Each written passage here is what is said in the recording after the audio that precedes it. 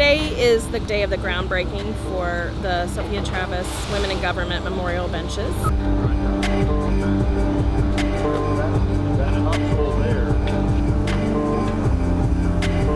We all came together to try and see what we could do as a group to continue her legacy, to continue what she had started. She was one that would bring everybody together. She was kind of the hub of the wheel. She was always one to give credit to whoever helped her along in her career or as a mom or whatever she was doing. And so Sophia would not want a giant memorial just for her. She would want to be able to recognize and pay tribute to the women who had helped her along the way.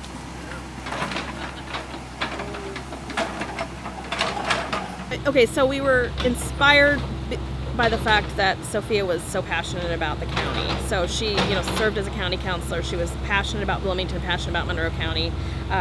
We wanted to find a spot that was in downtown because really Sophia was downtown all the time. She loved downtown.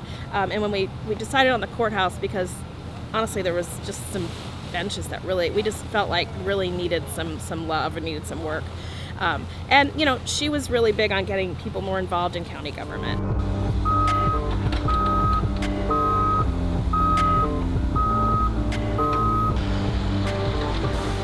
When designing something, this is a site-specific design, so it's designed specifically for this area and Monroe County Courthouse grounds.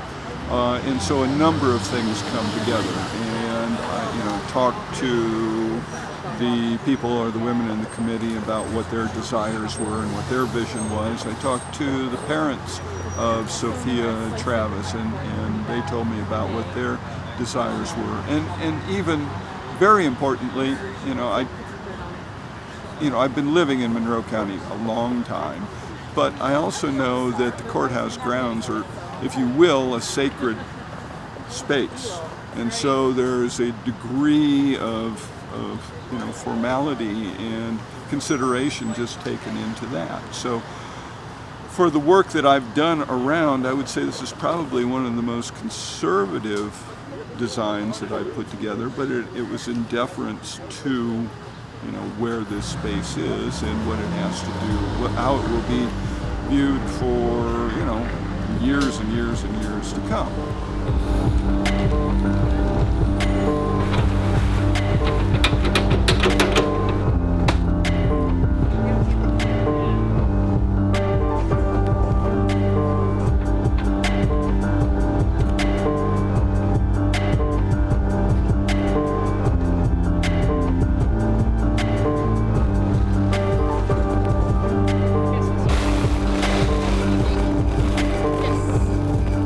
I'm here as an archaeologist because the courthouse square is a very important historic site dating back to the earliest years of our county and the city of Bloomington.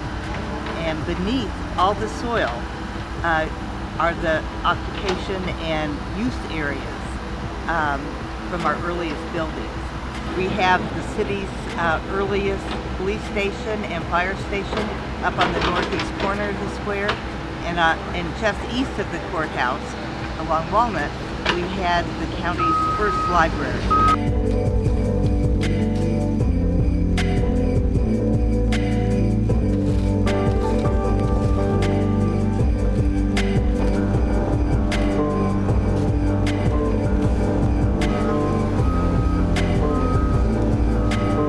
The bricks that we keep will be those that have dimension to them. Yeah, gotcha. If we can find that. Yeah.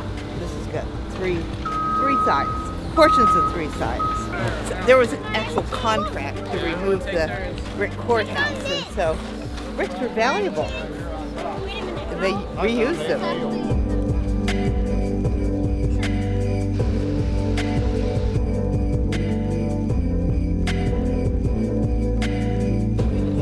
What Cheryl's doing over there right now is she's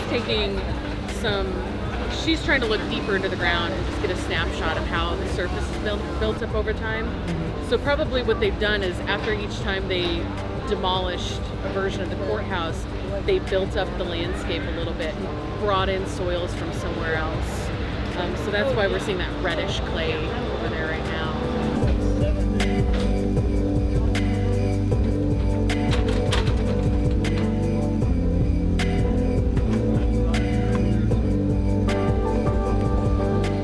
almost looks like a little miniature glass bottle.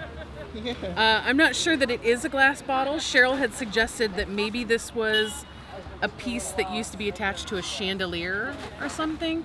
So we'll have to take it back to the lab, open up some historic books. We often get old catalogs from the 1800s and see what's being advertised, and just compare what we're finding here with that. So maybe it's a chandelier piece. Maybe it's something that a little kid played with. I don't know. But I just thought it was so cool that it looks like a little glass bottle. This piece of pottery would have been hand painted. Wow. So that's not a mass-produced decoration. That's something that How do you would have been know done by hand. that? Because the mass-produced ones, they use a technique called transfer print, and it's got little like stipple dots that you can see, whereas this looks like it's been painted on with a brush stroke. I see. Fast. Oh, I'm- look at I'm- the two I'm still pieces eating. of green shell edgeware. Look, that's very good. What I want to tell you before we walk over there is what we're going to do. We want you to all see the excavation that's being done with the backhoe. And then we want you to come see what we're finding in the screens where the archaeologists are sieving the dirt. There are blocks of wood that you can use to move the dirt around in the screen. Yes, ma'am. Yes, ma'am, I like that.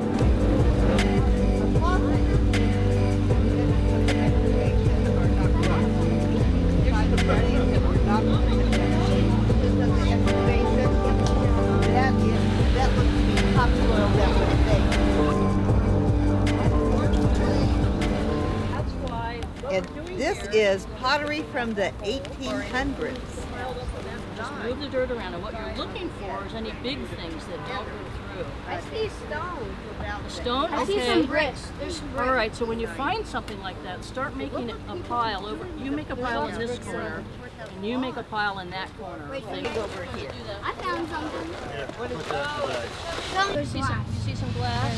Okay, let me come around. You see that? Ooh, good for you. Good eye. That is a little piece of glass. Good eye. That was really good. It gives them an opportunity to really get their hands on history. It reminds people that when we come across historic buildings, to not forget that there are parts of history still underground. So a lot of times people at historic sites will start digging up gardens and they find pieces of artifacts in there, and they're confused about why, and it's because there's part of history underground too.